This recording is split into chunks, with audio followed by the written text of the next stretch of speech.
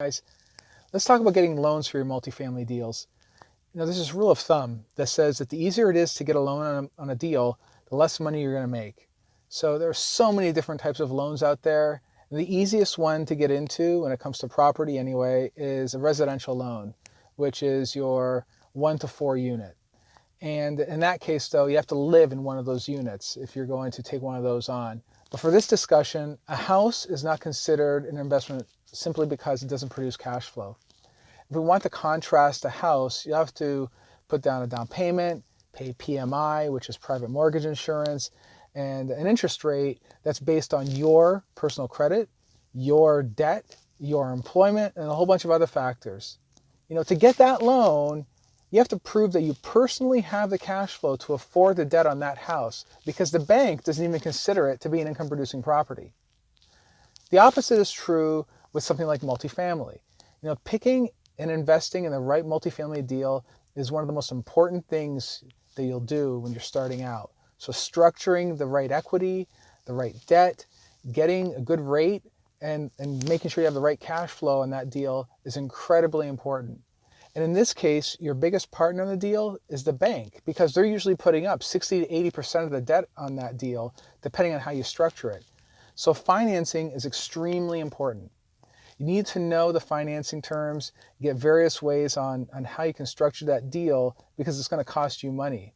And a difference of only 1/4 of a point in interest on a huge deal will mean the difference between paying hundreds of thousands of dollars more per year. So many times a bank will offer an interest-only loan at certain percentages above treasury rates when you're financing these types of deals, right? So that's good on larger ones. But you'll need to compare the rates and find the best one and the length of time for your situation. Another thing to make sure you line up is on the equity side is your down payment, right? You want to make sure that that's all set up too. So unlike buying a house, you don't want to pay the principal down. The objective is how much money you can cash flow on a monthly basis, right? That's the objective.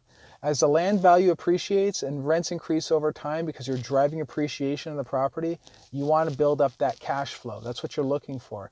The cash flow covers a debt payment and it gives you that passive income every month. There's no upside to paying down and driving down that debt side, right? There's just no upside in that.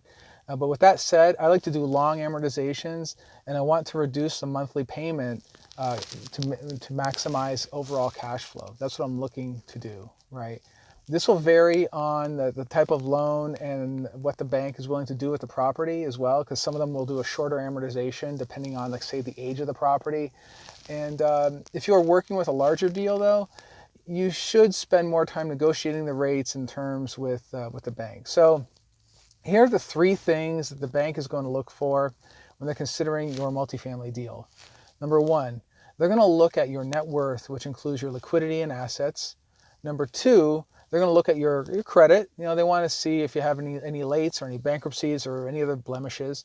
And number 3, they're going to want to look at your track record. They want to look at your experience and do you have any experience managing and buying real estate.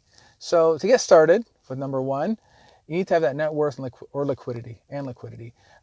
Whether you have it yourself or whether you lean on partners, you have to have that liquidity and net worth. This means partnering with experienced syndicators that have done multifamily deals in the past or have a good foundation in a nice size commercial real estate deal. Then you have to make sure that your credit is in good shape, right? There are many credit repair companies out there that'll work to get rid of those trade lines that may impact your credit score. So if you know your score is lacking right now, I suggest you get started on that today. So, because it's going to take 60, 90 days to clear all that up. And for your track record, number 3, you can lean on a property management company. If you can find a company that manages many units and they have a good reputation in the area and they're easy to work with, you'll be good to go.